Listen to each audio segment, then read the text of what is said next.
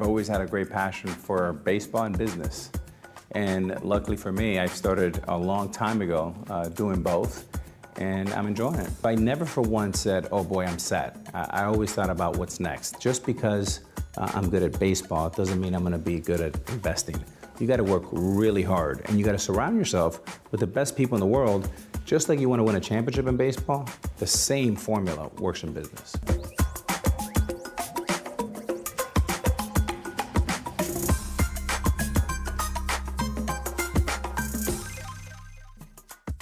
A lot of labels come to mind when thinking of Alex Rodriguez: athlete, Yankee, all-star, champion. But these days, A-Rod is thinking about building a different kind of legacy, one as a world-class investor. Like any athlete, I think I made mistakes in my 20s and even early 30s. But over time, I really understood what it took to be a sound investor, to surround myself with a world-class team, and think about this for the long run. And I'm talking about decades, 10, 20, 30 years. Rodriguez was born in the Washington Heights neighborhood of Manhattan and spent his childhood growing up in Miami. He spent his major league career playing for teams in Seattle, Texas, and New York. But when it came time to start his business career, he went back to Miami, where he started buying real estate almost 3 decades ago. A little duplex, and then a few years later sold it for double and bought a fourplex, and so on and so forth. That little duplex in 1995 marked the beginning of A-Rod Corp. Now it's grown to encompass Rodriguez's sprawling real estate portfolio, including a fully integrated development company, as well as investments in startups across the sports, entertainment, technology, and health sectors. It requires a world-class team and then economic alignment to go out and do the things that we want to do over decades. Today, A-Rod Corp says its investments and partnerships are valued at over $1 billion. And the man himself recently added NBA owner to his resume when he bought a stake in the Minnesota Timberwolves. While I like home runs and grand slams in baseball, at A-Rod Corp here we shoot for singles and doubles, and we definitely never want to strike out.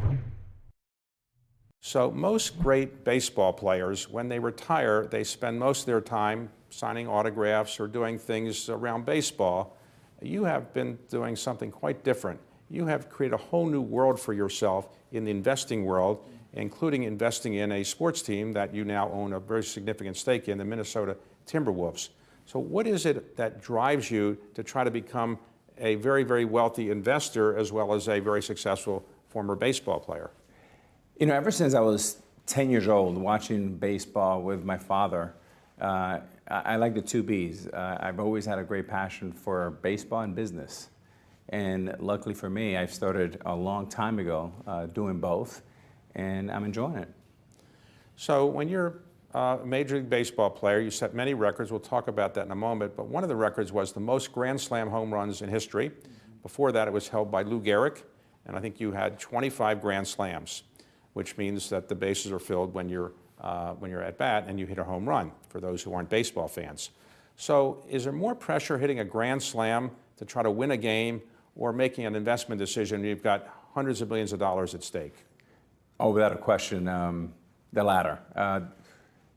Investing is, I'm a very, very careful investor. And while I like home runs and grand slams in baseball, at A-Rod Corp here, we shoot for singles and doubles, and we definitely never want to strike out. While you were playing baseball, were you actually doing any investing on the side? I started my investing career probably in my early 20s when I was in Seattle, but I started very, very small. I started with a duplex out of Miami, right by where the Miami Heat play in Biscayne, and it took a $48,000 down payment. I sold a watch because I didn't want it to go into my savings, and did a little autograph show, and that was my $48,000 down payment, and off we went. A little duplex, and then a few years later, I sold it for double and bought a fourplex, and so on and so forth. Now, I go to a lot of investment conferences around the world, and the only former athlete I've ever seen at one of them is you. And a couple times I saw you at a JP Morgan conference, and I said, what is he doing here? And people said, well, he's really learning the investment business. I said, but he's taking notes. I mean, nobody takes notes. He's actually taking notes. It's funny, David, when I played baseball for the Texas Rangers around 01, 02, 03, I would go home after the games, and my teammates would make fun of me all the time. They're like, why do you watch so much baseball? So I was always a study guy, right? And I wanted to do my due diligence. Even when I was playing, I remember I would get home and I would watch all the West Coast games because they were still going on, the Dodgers, the Oakland A's, the Giants, the Mariners. And the reason why I was doing that is if I was facing you next week, I wanted to watch every pitch, every tendency, and I had binders. And I would sit there and take notes. If I'm facing David Rubenstein, I'm gonna watch him and take my notes. So when I faced you next week, I was ready to go. I've taken that same discipline and studying and surrounding myself with great people into the business world. Okay, so there's a prejudice against me and a prejudice against you. If you were a Jewish private equity person, people will assume you might be reasonably intelligent but not a great athlete. If you're a great athlete, people might assume you're not all that sophisticated when it comes to finance. When you talk to people in the financial world, are they surprised at how much you actually know and how you can talk the same jargon that I can talk? A little bit, and you know, I have two daughters, Natasha and Ella, 18 and 14, and I tell them the same thing. You're females, and people are gonna underestimate you. And I think you can use that as a competitive advantage. But the one thing I know is for sure, nothing comes easy. You talked about my Grand Slams, 25 of them, and I'm very proud of that. I'm proud of the World Series. But what people don't talk about, I'm also fifth all time in the history of strikeouts. That means there's only 4 people in the history of mankind that have struck out more than me. One of them is Reggie Jackson, so I kind of like that, have bragging rights. So the point is, like, it takes time, it's methodical, it requires a world-class team, and then economic alignment to go out and do the things that we want to do over decades. Not just one deal, not just 2 years. You've seen many people in sports come and have a big year or 2 years, but the Cal Ripkens, you talked about Brooks Robinson, Willie Mays, it takes decades. So let's talk about your baseball career.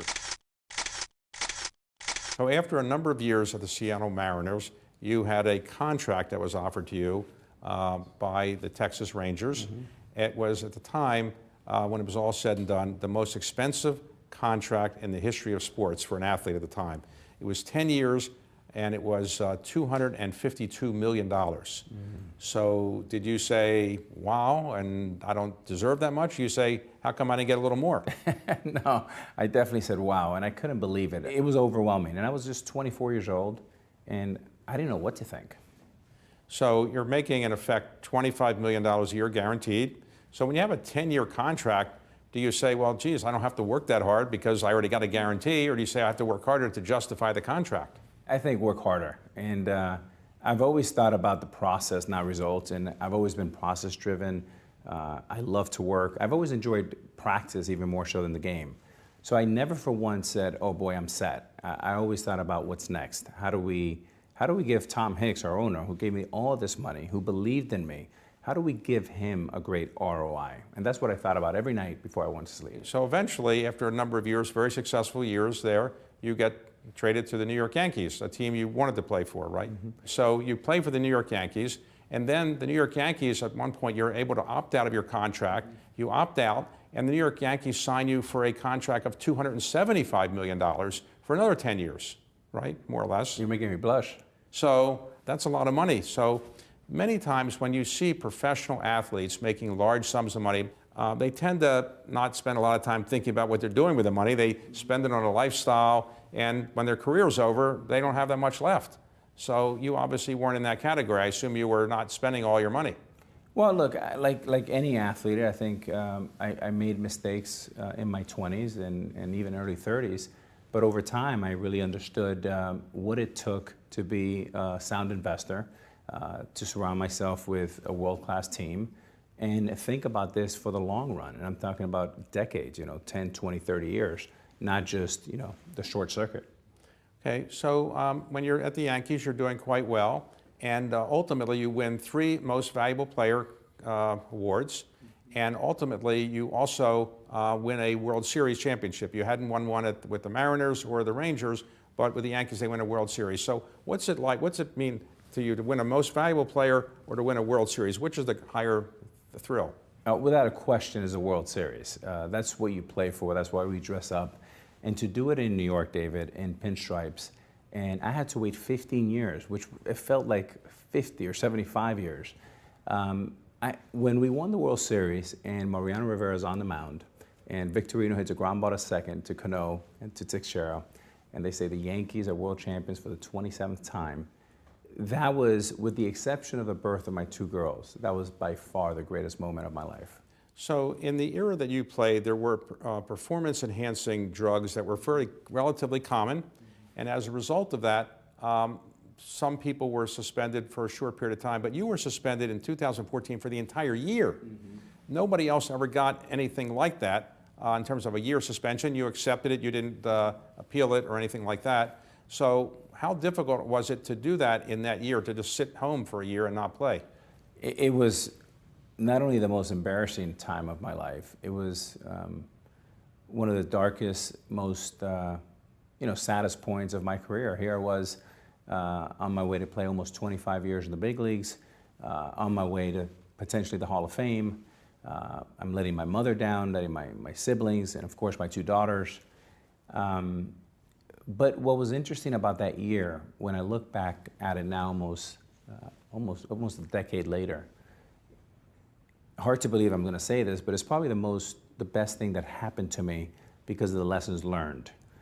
The way I was able to turn the lens inward and have a lot of therapy. And really, I may have caused myself the Hall of Fame, David, and I have no one to blame but myself. Nobody who has been caught up in the performance-enhancing problems has been voted into the Hall of Fame. So Barry Bonds is not in, Roger Clemens is not in, and you're not in. Do you think the world will change at some point, or the baseball will vote you in?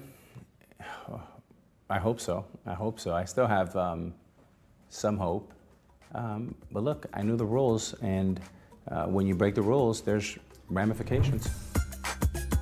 We understood that sports was more than just baseball or basketball. That is this kind of 360 media, entertainment, sport enterprise. For former baseball superstar Alex Rodriguez, buying a pro sports team would seem to be an obvious move, but it was a basketball team he bought, the NBA's Minnesota Timberwolves, and the league has never seen a deal structured like this one. A little less than 2 years ago, Rodriguez and e-commerce billionaire Mark Lurie agreed to buy the Wolves and the WNBA's Lynx for $1.5 billion. But owner Glenn Taylor didn't give up control right away. A-Rod and Lurie initially bought 20% and last December exercised their option to buy another 20%. By March 2024, they plan to buy at minimum another 40% of the team, at which point they will become the primary owners of the franchise. Was it a good deal for A-Rod? In February, Mark Lasry agreed to sell his stake in the NBA's Milwaukee Bucks in a deal that valued the team at $3.5 billion. Meanwhile, Sportico estimated the value of the Timberwolves to be $200 million more than what A-Rod and Lurie agreed to pay, $1.7 billion. And that was before the Bucks deal. So, using the language of A-Rod's other sport, he may have knocked it out of the park. Well, recently you did a deal that was a little bit bigger than a $48,000 down payment on a duplex. What it is that you agreed with a partner to buy the Minnesota Timberwolves and the Lynx, the female team as well, for a price that was considered at the time a pretty good price. Today it might seem a little cheap, but pretty good price. It was $1.5 billion. So why would you want to buy a team in sport that you're not as famous for? Why not buy a baseball team? Well, it's funny you say that. One of the guys that I loved growing up, who's now a friend and a mentor, is Magic Johnson. And we often laugh about that. He was a basketball legend, and he owns a baseball team with the Dodgers. And I played baseball for so many years, and I own a basketball team. The truth is, we tried to make a run at the Mets, and we had a hell of a run. And we came second to Steve Cohen, who's doing an incredible job. And then we kind of, one door shut, and this door opened. And Mark and I, my partner, Mark Lurie, we moved very quickly. Within 7 days, we understood all the levers we can pull. We understood that sports was more than just baseball or basketball. That is this kind of 360 media, entertainment, sport enterprise. So once we saw the Mets deal, that fell apart, we were able to move very quickly, shake hands almost within 7 days with Glenn Taylor, and the rest is history. So usually when somebody buys a sports team, they buy either 100% of it or whatever they're going to buy, they buy it on one day. You're doing it on kind of the installment plan. You bought, initially you put down, I think, $250 million or $300 million to buy 20%, and then recently another $300 million or $400 million to buy another 20%. Now you have the remaining 60% you're obligated to buy, or 50%, is it? You own 40% now, right? Yes. And you have an agreement where you're going to buy at least another 50% to give you 90%, more or less. Is that right? Plus or minus, yeah. So why did you do it that way as opposed to say, here's all the money at once, or did you need to go raise the money, which is nothing wrong with doing that? Yeah. So David, it was an interesting time. It was right after COVID. And when you looked at the trailing 12, you had 30 arenas basically empty. And then the bubble happened in Disney. And I really, kind of the art of the deal here was the price wasn't negotiable and terms were. And what we saw, which turned out to be a beautiful thing for Mark and I, my partner, that Glenn Taylor would be the managing partner for another 2.5, 3 years. And as we pay these installments, not only do we get to learn from Glenn, but it turns out that I would advise this for any ownership, where they don't just hand you the keys to the kingdom, you get to learn under someone like Glenn and Becky Taylor that have been doing it for almost 30 years. And it's just been a beautiful partnership, and the transition has worked out very well. So many times in the investment world, you see people make a good deal, and once they make a good deal, people say, well, you should do another deal. Today, the deal you've done with the Minnesota Timberwolves seems to be, from the outside, a very, very attractive deal, because recently a team was sold for $4 billion, the Phoenix Suns, and another team, a partial sale at roughly, I think, a $3.5 billion valuation. You bought a team for about $1.5 billion. So 1.5, 3.5, $4 billion, you seem like you have a pretty good deal there. So are you thinking of doing more deals, or people calling up and saying, I'll give you some money to invest? We have a lot of phone calls, inbounds, that some we take, some we don't. There's a lot of great friends, titans like yourself in the industry, that are intrigued about sports. They're intrigued about our deal, about the structure. But what people don't talk about, David, is it took me 25 years to get to a deal like that. My partner, Mark Laurie, has been one of the greatest entrepreneurs in e-commerce for the last 25 years. And we've both have worked hard, and it was kind of the perfect storm for us. And again, I think at the time it was a very fair price coming out of COVID.